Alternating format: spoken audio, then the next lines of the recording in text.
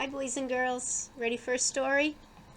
We're going to take a break a little bit from the Franklin books. So I just wanted to tell you that in your activity kit, I did put in a couple of pictures of Franklin that I really like.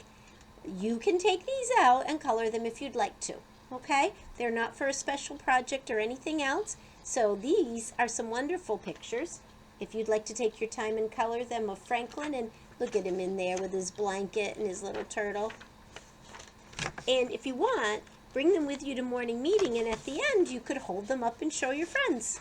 So anyway, those are in there, and you can do with them as you please. If you don't want to color them, you don't have to. Today we're going to read about a different character, Clifford. This is called Clifford's Thanksgiving Visit, and the author and the illustrator of these books is Norman Bridwell.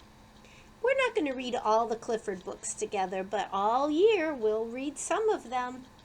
And look, the back cover has a lot of the books about Clifford. Some of you might have seen him on TV. But before he was on TV, he was in books. And that's when I started to love reading about Clifford, the big red dog. So here's the dedication for Alexa, Carolyn, and Allison Mers. Let me turn this. My name is Emily Elizabeth. My dog Clifford and I have a lot of fun on Halloween.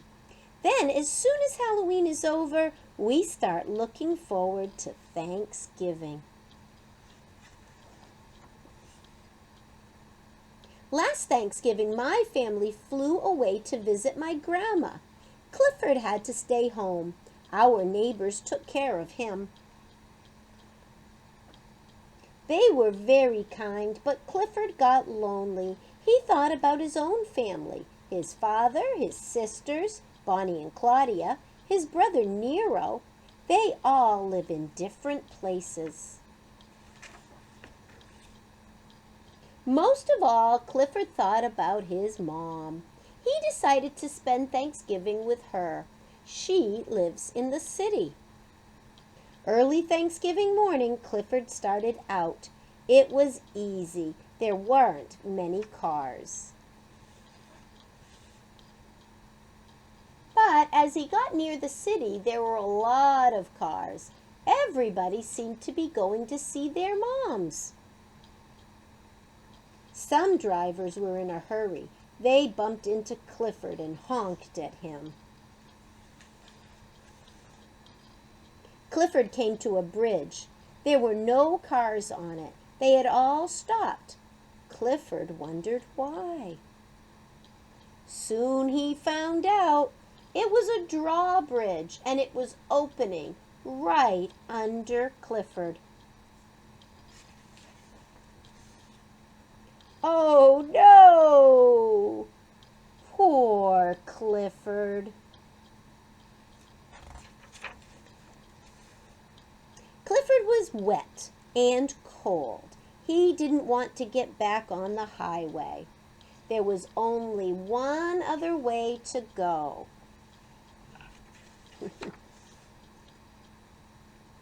The tunnel was dark and narrow. Suddenly there was a roar and a bright light in Clifford's eyes. The train stopped. The people inside were as surprised as Clifford was. He couldn't turn around, so he pushed the train back to the station.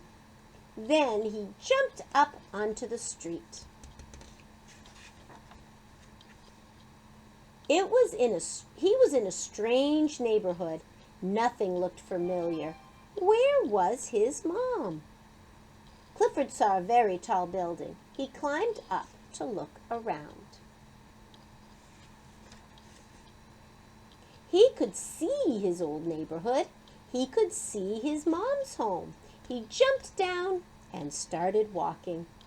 A Thanksgiving Day parade was blocking his way. Clifford usually liked parades. But he was in a hurry to get to his mom. He decided to take a shortcut through the park. He was almost there. He passed some kids playing football in the park. Clifford didn't mean to, but he wound up in the game. At last, he found his mom. She was happy to see her little boy.